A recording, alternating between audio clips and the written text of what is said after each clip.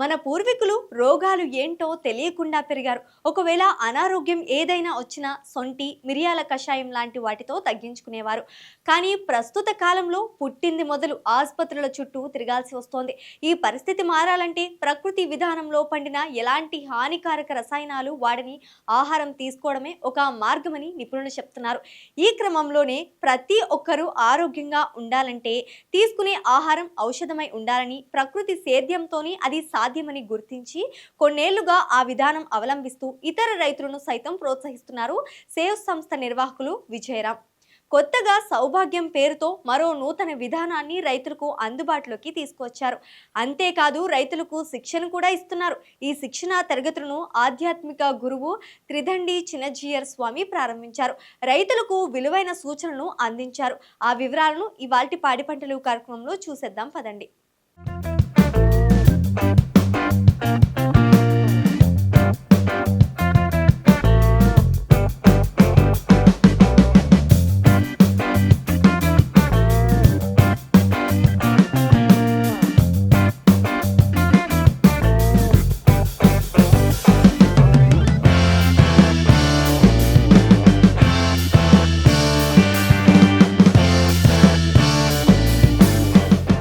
అవసరాలకు మించి వరి సాగు చేయడం, ధాన్యం విక్రయాలకు ఇబ్బందులు పడటం చూసి కలత చెందిన విజయరామ్ భూమి ఆరోగ్యం, ఆరోగ్యవంతమైన సమాజం, అన్నదాతలకు అధిక ఆదాయం లక్ష్యంతో కొన్నేళ్లుగా ప్రకృతి సాగు చేస్తున్నారు.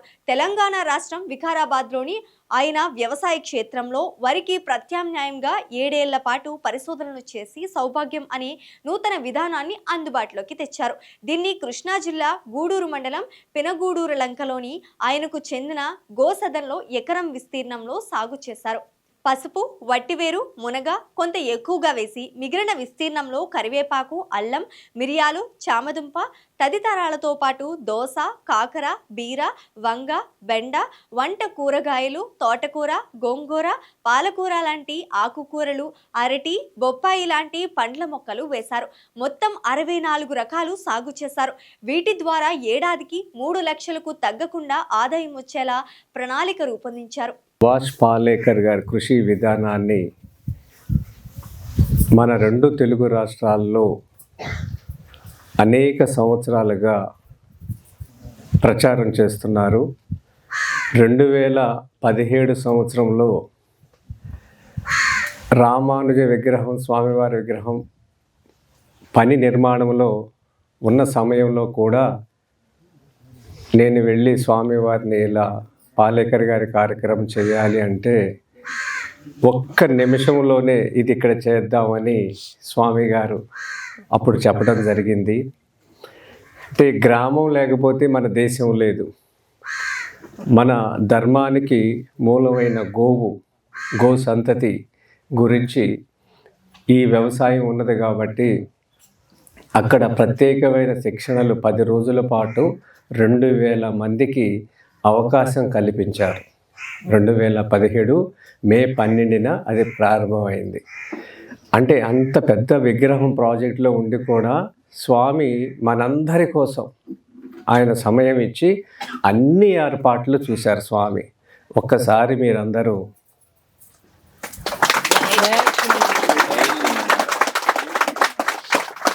అంటే నిరంతరం ఎక్కడ కార్యక్రమమైనా గోవు గురించి మాట్లాడుతున్నారు స్వామి. ఇది ఏంటంటే ఏక పంట అంటారు దీన్ని. మోనోకల్చర్ వల్ల ఏంటంటే ఇక్కడ ఒక పక్షి వాలటానికి అవకాశం లేదు. వరి చేలో పక్షి గూడు కట్టుకుంటుందా? అంటే కృతజ్ఞతా భావం లేదు. అక్కడ ఒక పక్షి గూడు కట్టుకుంటానికి చోట్లేదు. వరి చేలు అనేది అవసరానికి మించి మనం పండిస్తున్నాం. వరికి వ్యతిరేకం కాదు. మన అవసరం ఎంత ఉంది, లెక్కలు ఎంత ఉంది, మనకి ఎంత ఆహారం కావాలని దాని లేకుండా మూస పద్ధతిలో అందరూ వరే చేస్తున్నారు. పశువులు లేవు గ్రామాల్లో.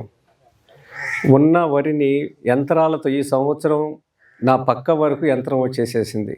అంటే ఆ గడ్డి కట్టలు కడతాకి రాదు.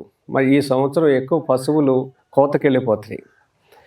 దీనికి కారణం ఏంటంటే కూలీలు కొరత. కూలీలు అడిగేది రైతుకి చెల్లుబాటు కుదరక యంత్రంకి అప్పచెప్పేస్తున్నాడు. ఆ నేల పచ్చి ఒళ్ళు మీద 4-5 టన్నులు బరువున్న యంత్రము యుద్ధంలాగా చేసి నలిపేస్తుంది నేల తల్లిని. మరి తర్వాత ఏం చేస్తున్నారంటే దాన్ని అంట పెడుతున్నారు. ఇటుకరా ఎలా తయారవుతుంది చెప్పండి? అచ్చు వేసి తొక్కి దాన్ని పచ్చిదాన్ని ఏం చేస్తారు? కాలుస్తారు. మరి ప్రతి సంవత్సరం మన నేల తన్ని కాలుస్తే ఏమవుతుంది? గుణం పోతుంది నేలకి. మరి మనందరికీ ఆహార అవసరాలు ఎవరు తీర్చాలి? పాలేకర్ గారు జ్ఞానాన్ని ఇచ్చారు, కానీ పాలేకర్ గారు మరి అందుకని ఈ బహువార్షిక పంట ఇది. వీటిలో 1% నుంచి 3% నీరే వాడతాం. వరిలో ఇంత లోతు నీరు పెడతాం కదా, నుంచి 3% నీరు మాత్రమే వాడతాం. కానీ ఆదాయం ఎంత తీసుకుంటాం? 3 లక్షల సంవత్సరానికి ఆదాయం లేదు ఒక పంట ద్వారా. రెండో పంట ద్వారా మెనువు ద్వారా వస్తే ఇంకో 20-30 వేలు. కానీ భయపడతా బతుకుతున్నాడు రైతు. ఎప్పుడైతే భయపడతా బతుకుతున్నాడో నుంచి స్వామివారు పాదం పెట్టిన ఈ రోజు నుంచి నెల రోజుల పాటు తెలంగాణ, ఆంధ్రప్రదేశ్లో ప్రతి జిల్లాకి పాత జిల్లాల ప్రకారం, ఉమ్మడి జిల్లాల ప్రకారం 100 నుంచి 150 మందికి శిక్షణ ఇస్తున్నాను.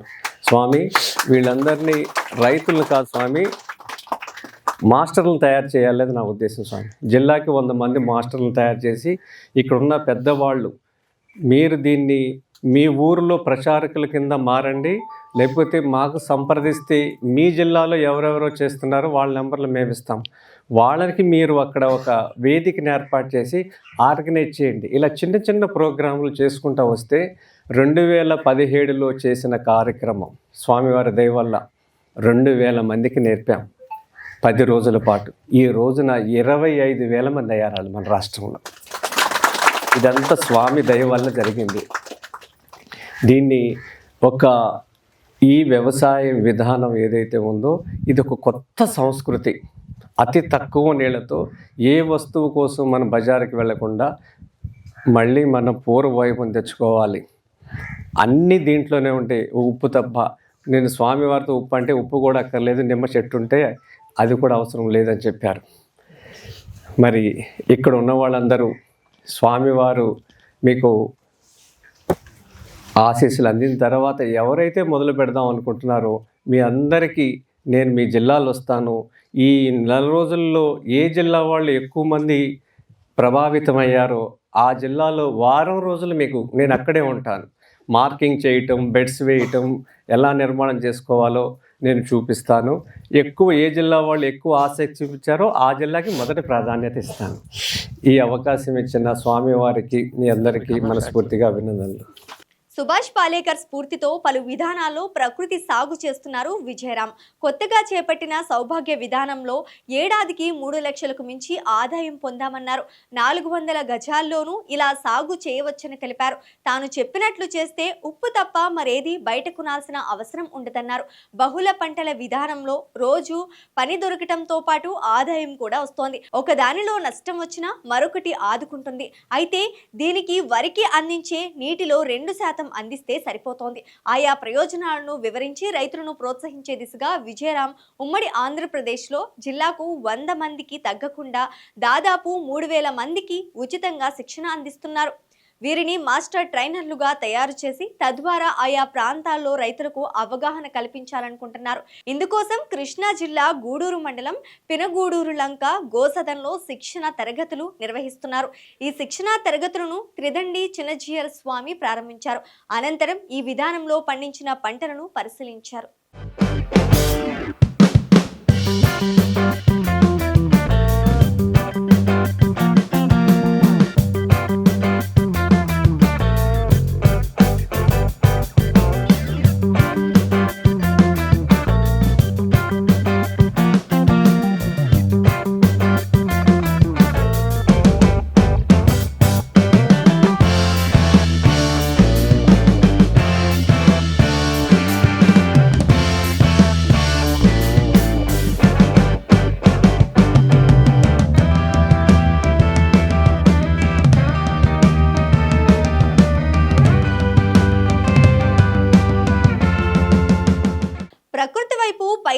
అందరం ఆరోగ్యంగా ఉందామా లేక ఇలాగే ఆసుపత్రుల చుట్టూ ప్రదక్షిణలు చేద్దామా అని త్రిదండి చిన్నజీర స్వామి ప్రశ్నించారు.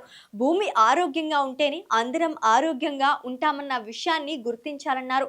విచ్చలవిడిగా రసాయన ఎరువులు, పురుగు మందులు చల్లి 50 బస్తాలు పండిస్తున్నామని సంతోషించడం తగదన్నారు. ఇలాగే వ్యవసాయం చేస్తే కొన్నాళ్లకు భూమి సాగుకు పనికి రాకుండా పోతుందని ఆందోళన వ్యక్తం చేశారు. మరి అది పంట ఇస్తోంది కదా అని చక్కగా ఒక పంట తీసుకుని ఆరోగ్యకరమైన ఆహారం తయారు చేసుకుని దాన్ని పౌష్టికంగా ఉంచాలి కదా. ఇస్తోంది కదా అని దాంట్లో నువ్వు 3 పంటలు 4 పంటలు తీసేస్తాను అన్నావు అనుకో, అప్పుడు ఏం చేస్తున్నావు భూమిని? లేదండి మేము యూరియా వేస్తున్నామండి, నత్రజని వేస్తున్నామండి, ఫాస్ఫేట్స్ వేస్తున్నామండి, ఇంకా ఏవో వేస్తున్నామండి, ఇట్స్ ఓకే. అవన్నీ ఫ్రూటీలు ఇవ్వడం లాంటిదంతే. నువ్వు ఎన్ని ఫ్రూటీలు ఇచ్చినా దాని యొక్క శక్తిని మళ్ళీ నువ్వు రీఫిల్ చేయలేవు. భూమి ఈవేళ చాలా చోట్ల మీరు యూరియా లాంటి ఎరువులు వేస్తేనే పండుతుంది తప్ప లేకపోతే పండించే శక్తి కోల్పోయింది. ఇదివరకు ఊరికి ఒక హాస్పిటల్ ఉంటే గొప్ప. మా చిన్నప్పుడు కూడా మాకు తెలుసు. మా చిన్నప్పుడు ఆ డాక్టర్కి నువ్వేమిటో తెలుసును, నీ కుటుంబంలో ఏమిటో తెలుసును, నీ నాన్న తెలుసును, నీ తాత తెలుసును, నీ పరంపర తెలుసును. కనుక నీకు వచ్చే రోగానికి ఏమందిస్తే పనిచేస్తుందో తెలుసును. నీ కుటుంబ చరిత్ర తెలుసును కనుక నీ ఆరోగ్యాన్ని ఎట్లా జాగ్రత్త పెట్టాలో ఆలోచించి పనిచేసేవాడు ఆయన. వాళ్ళకేం పెద్ద ఆస్తులు పాస్తులు ఉండేవే కాదు. ఊళ్ళో వాళ్ళు తలో బస్తా బియ్యం ఇస్తే ఇచ్చేవారేమో. ఆయన మానాన్ని హాయిగా బతికేవాడు. ఊళ్ళో వాళ్ళు హాయిగా వాళ్ళ మానాన్ని వాళ్ళు సుఖంగా ఉండేవారు. ఈవేళ వీధికి ఒక క్యాన్సర్ హాస్పిటల్ ఉందండి. అసలు ఇదివరకు క్యాన్సర్ హాస్పిటల్ అంటే తెలియదు. దానికోసం ఎక్కడికో పోవాల్సి వచ్చేది. ఈవేళ మీరు ఎక్కడికి పోనక్కర్లే. సాఫిస్టికేటెడ్ లీనియర్ మెషిన్స్ తోటి ప్రతి వీధికి ఒక్కొక్క క్యాన్సర్ హాస్పిటల్ ఉందండి. ఇతర హాస్పిటల్స్ ఎన్ని రకాల రోగాలు వస్తున్నాయో తెలియదు. వ్యక్తులను బతుకుతున్నాం కానీ నిస్సత్తువుగా బతుకుతున్నాం. ఇప్పుడు మీ ఇళ్లలో పని చెయ్యాలంటే బీహార్ నుంచి ఎవడైనా రావాలి పనివాడు. మీకు ఇక్కడ పనివాడు దొరకరు. లేదా ఎంపీ నుంచి రావాలి. ఇప్పుడు అక్కడి నుంచి కూడా ఇప్పుడు రావడం క్రమంగా తగ్గించేస్తున్నారు. ఏ పని కావాలన్నా ఎప్పుడు బయట ఊళ్ళ మీద ఆధారపడేవాళ్ళు కాదు. ఏ ఊరికి ఆ ఊరు స్వయం సమృద్ధిగా బతికేది. ఇప్పుడు ఆ స్థితి కాస్త పోయింది. ప్రకృతి సమతుల్యత లోపించి వాతావరణంలో మార్పులు ఏర్పడటం అందరం చూస్తున్నాం. ఈ పరిస్థితి మారాలంటే అందరూ ప్రకృతి వైపు పయనించాలని చిన్నజీర స్వామి పిలుపునిచ్చారు. యంత్రాలతో వరిని కోయడం ద్వారా పశుగ్రాసానికి తీవ్ర కొరత ఏర్పడుతోందని, టన్నుల బరువు ఉండే యంత్రం పొలంలో తిరిగితే భూమి కూడా పాడైపోతోందని అన్నారు. పొట్లకాయలు, ఆనపకాయలు, గుమ్మిడికాయలు వాడు చూపిస్తున్నారండి. వాడు ఒక్కొక్క పొట్లకాయ దగ్గర ఆనపకాయ దగ్గరికి వెళ్ళి వాడు అక్కడ దానికి ఇంజెక్షన్ ఇస్తాడు. ఒక రెడ్ కలర్లో ఉంటుంది. దానికి ఏదో పేరు చెప్పారు, నాకు ఆ పేర్లు తెలియవు. 3 రోజులు ఇంత ఉండే ఆనపకాయ ఇంత అవుతుంది, ఇంత పొడుగు అవుతుంది. వాడు అడిగాడండి, ఆ ఫోటో తీసినవాడు, వీడియో తీసినవాడు అడిగాడు, ఒరే నువ్వు ఇలా ఇస్తున్నావు, నీకు తెలిసిన ఈ విషయం అని. వాడు మూతికి ఇలా కట్టుకుని గుడ్డ కట్టుకుని వాడు ఇంజక్షన్ ఇస్తున్నాడు. మరి నీకే వాసన చూస్తే అంత భయంకరంగా ఉంది, దానికి ఇస్తున్నావు, దాంట్లో ఎక్కిస్తున్నావు. దీన్ని బజార్లో అమ్ముతారు, బజార్లో తింటే వాడి బతుకే అవుతుందిరా. अरे वो हम सब नहीं जानते साहब, हमारे బాస్ ने कहा है ऐसा करो तो मैं करता हूँ, నా యజమాని చెప్పాడు నేను చేస్తున్నాను అంతే, నా పైసల కోసం నేను చేస్తా. అరే నీ పైసల కోసం ప్రాణాలు ఇస్తావరా అంటే, నా పైసల కోసం నేను ఏ పని, నాకు ఇచ్చిన కూలి పని నేను చేస్తా అంతే. కూరలు మీరు బజార్లో నిగనిగలాడుతూ చూసేవన్నీ ఇలా వచ్చిన నిగనిగలే. పాలిష్డ్ రైస్లో ఉండే నిగనిగలు ఎలానో కూరలు అంతే, ఆకులు అంతే, అన్నీ అంతే, అన్నీ ఇలాగే మారిపోతున్నాయి. అవి తిన్న మనం కూడా అలాగే మారిపోతుంది. విజయరాం వరికి ప్రత్యామ్నాయంగా తీసుకొచ్చిన సౌభాగ్య విధానం ఎకరాకు ఏడాదికి 4,50,000 వరకు ఆదాయం తెస్తోందని తెలిపారని, పంటలను తాను పరిశీలించగా ఆశ్చర్యం వేసిందన్నారు. ఇది అందరూ అవలంబించదగ్గ విధానమని చెప్పారు. ఈ తరహాలో సాగు చేస్తున్న రైతులను సమీకరించి ప్రజలను చైతన్యం చేసేందుకు విజయరాం నేతృత్వంలో రాష్ట్రంలో పాదయాత్ర చేస్తామని ప్రకటించారు. విజయరాం గారు మళ్ళీ మనం ఆవేళ ఆ పృథు మహారాజు గారు ఎలా భూమిలోంచి సారం తీసాడో అలా తీయాలనేది ఆయన ఉద్దేశం.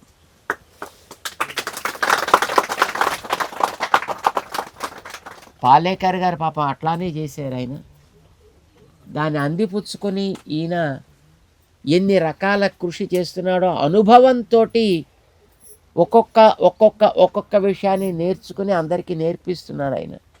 కానీ ఇంకా మన రైతాంగం దాన్ని అందుకోవాల్సిన అవసరం ఉంది. అసలు మన ప్రభుత్వాలే బయట దేశాల నుంచి యూరియా తెప్పించి ఇచ్చేస్తున్నాయి అందరికీ. బయట దేశాల నుంచి రష్యా నుంచి, ఇక్కడి నుంచి, అక్కడి నుంచి తెప్పించి యూరియా తీసుకోండి, రైతులకి ఉచితం, వేసుకోండి, మీ పొలాల్లో మీకు కావలసినంత వేసుకోండి, పండించుకోండి అని ఇచ్చేస్తున్నాయి. మరి ఏం చేద్దాం? పైన మూపున ఉండే ఆవులు మన దేశంలో లేకుండా పోతున్నాయి. ఆఫ్రికాలో చూసామండి మేము. మళ్ళీ ఇక్కడ తర్వాత నేను ఒకసారి అమెరికా వెళ్ళా ఒక మీటింగ్కి.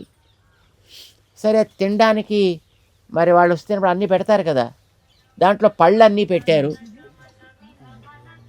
ఆ పళ్ళల్లో ఒక ముక్క కొరికాను, రెండవ ముక్క మళ్ళీ నాకు ముట్టుకో బుద్ధి కాలేదు. పండు ఒక ముక్క కొరికిన తర్వాత రెండవ ముక్క కొరక బుద్ధి కాలేదు, నేను మళ్ళీ టచ్ చేయలేదు తర్వాత. అంటే అంత నిస్సారమైనటువంటి ఆహారం అది. మా దేశంలో అలాంటి వాటిని మేము ఎంకరేజ్ చేయము.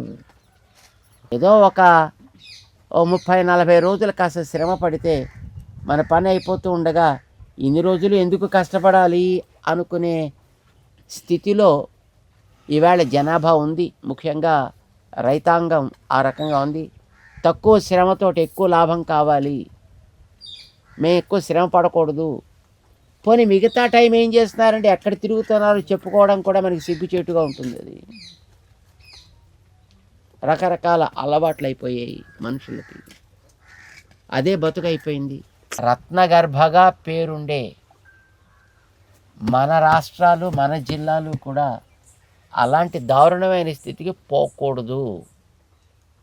కనీసం మన నేలని, మన రాష్ట్రాన్ని మనమైనా కాపాడుకుందాము అనేది మన విజయరాం గారి కోరిక.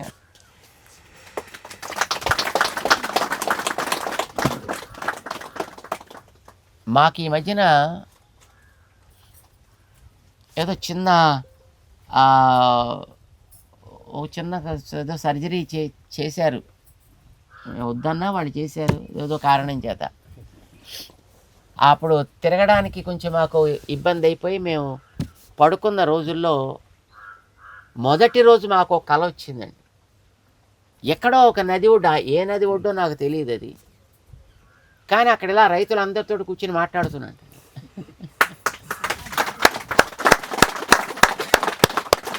కూర్చుని రైతులతో కలిసి ఒక యాత్ర చేద్దాము, ఒక యాత్ర, దానికోసం ఏర్పాట్లు చేస్తున్నారటండి. యాత్ర చేయడానికని, పాదయాత్ర. మాకు చాలా ఆశ్చర్యం వేసింది. సరిగా ఆ కళ వచ్చినప్పుడే ఈయన వచ్చాడు మాకు, విజయరాం గారు. అక్కడ మేము విజయరామ్ గారికి ఇచ్చే సలహా ఏంటంటే బహుశా ఇలాంటి కొంతమంది రైతుల్ని మనం తయారు చేసుకుని ఒక్కసారి ఈ పాదయాత్ర చేయాలని మన రాష్ట్రం. చేద్దాం స్వామి, చేద్దాం. జై శ్రీమన్నారాయణ. దీన్ని మనం ప్రమోట్ చేయడం కోసమనే ఒక పాదయాత్ర. స్వామి మాకు ఆ కళ వచ్చినప్పుడే మేము అనుకున్నాం, సరిగ్గా విజయరామ్ గారు కూడా ఇప్పుడు వచ్చారు. బహుశా అప్పటికి ఇంకా 2 months టైం ఉంది. అవును స్వామి. యా సెప్టెంబర్ బహుశా 25 ఆ టైంలో ఎప్పుడో. అవును స్వామి. అక్టోబర్, నవంబర్, డిసెంబర్ 3 months అయింది. 3 months తర్వాత ఉంది మన వాడి దగ్గరికి వెళ్ళాల్సింది అని మేము అప్పుడు అనుకున్నాం. కానీ మాకు ఇప్పుడు అనిపిస్తోంది బహుశా దీనికి ఒక కారణం ఏదో ఉండి ఉంటుంది. ఇదివరకు మేము వానలు లేనప్పుడు శ్రీకాకుళం జిల్లాలో పాదయాత్ర చేశాను. మొత్తం జిల్లా అంతా తిరిగాం మా వేదం చదువుకునే పిల్లలతోటి. జిల్లా అంతా సుమారుగా 1 నెల రోజులు తిరిగామండి. సరే, తిరిగి మేము వచ్చేసిన తర్వాత ఆ జిల్లా వాళ్ళు మాకు ఉత్తరాలు రాస్తుండేవారు, స్వామి ఈసారి నుంచి వానలు బాగా పడ్డాయండి, పంటలు బాగా పండుతున్నాయి.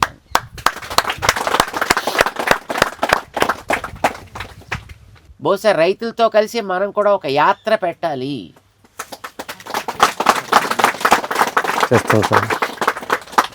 ఇలాంటి దాంట్లో అనుభవాన్ని గడించినటువంటి రైతులందరితోటి, ఇలాంటి దాంట్లో ఆవేళ మనం హైదరాబాద్లో పెట్టినప్పుడు సుమారుగా 2,300 మందో 400 మందో అంత ఐటీ చదువుకునే కుర్రాళ్ళండి, ఎక్కువ మంది. అక్కడ ఆస్ట్రేలియా నుంచి అమెరికా నుంచి వాళ్ళ ఉద్యోగాలు మానేసి ఓ 4-5 ఎకరాలు వాళ్ళ ఊళ్ళల్లో పొలాలు సేకరించుకుని మేము ఈ వ్యవసాయం కోసం సిద్ధపడతామని వచ్చినటువంటి కుర్రాళ్ళు చాలామంది ఉన్నారు అప్పుడు. దాంట్లో బహుశా వాళ్ళ గ్రూప్ ఇప్పుడు పెరిగి ఉండొచ్చు.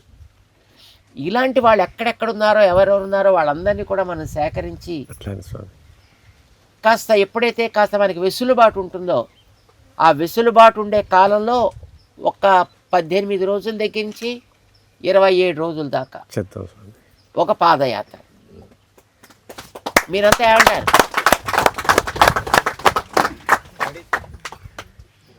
ఇప్పటి నుంచి గ్రౌండ్ వర్క్ చేద్దాం. మళ్ళీ ఆ తిరిగేదేదో ఓ 3-4 పెళ్లి పేరెంటాల్లా తిరిగితే బాగుండదు కదా. తిరిగితే కనీసం ఒక 4-5 వేల మంది తిరగాలి. పని చేద్దాం, అలాగా చేద్దాం స్వామి, చేద్దాం స్వామి. అప్పటికి తగ్గట్టుగా మనం కావలసినటువంటి ఆహార ధాన్యాలు సేకరించాలి. చేస్తాం స్వామి. ఎందుకంటే యాత్ర జరిగే అన్ని రోజులు వాళ్ళకి వీటితోటే భోజనాలు. చాలా బాగుంది స్వామి. ఇలాంటి వాటితోటే వాళ్ళకి కావలసినటువంటి రిఫ్రెష్మెంటు, స్నాక్స్ ఏవిచ్చినా వాళ్ళకి ఇలాంటి నేచురలే. ఎంత బాగుంది ఈ యాత్ర అని అనుకునేటట్టుగా యాత్ర జరగాలి. అయితే అది ఎక్కడ చేద్దాం, ఏ సీజన్లో చేద్దాం అనేది నిర్ణయం చేయాలి. దానికి ఎక్కడెక్కడ ఎలా తిరిగితే బాగుంటుందో దానికి కావాల్సిన లాజిస్టిక్స్, వంట ఉండేవాళ్ళు మనకి ఇబ్బంది ఏమి ఉండదు.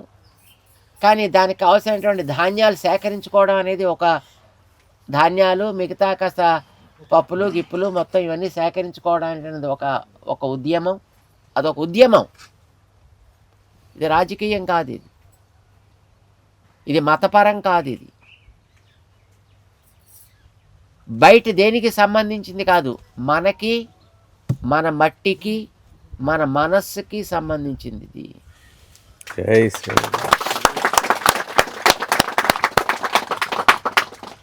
మనం బాగుండాలి, మన తరాలు బాగుండాలి, మన నేల బాగుండాలి, మన మనస్సులు బాగుండాలి అనుకునే రుచి ఎవరికుందో వాళ్ళందరినీ రమ్మందాం. వీలైనంత త్వరలో ఆ సీజన్, ఎందుకంటే ఆ సీజన్ ఏమిటి అనేది మనకు విజయ్ గారు చెప్పాలి. సో ఆ టైం చూసి మీరు చెబితే మేము మా మిగతా పనులన్నీ బ్లాక్ చేసేస్తాం. ఆ టైంలో మేము కూడా ఉంటాం యాత్రలో.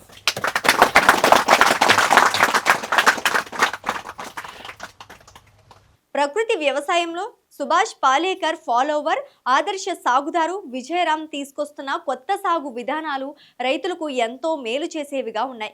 ఈ కార్యక్రమానికి సంబంధించిన మరిన్ని వివరాలను రేపటి కార్యక్రమంలో చూద్దాం. అంతవరకు చూస్తూనే ఉండండి మెగా 9 టీవీ.